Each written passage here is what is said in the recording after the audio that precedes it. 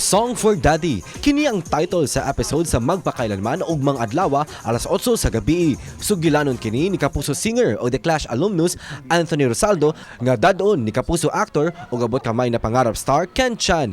Malipayon si Ken Chan nga iyang dadon ang istorya ni Anthony ubos sa direksyon ni Neil Del Rosario.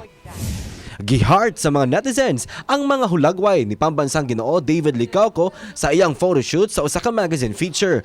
Paghulagway sa mga netizens niya nga dapper ug nagpakita usab sa fierce look ni David Licauco.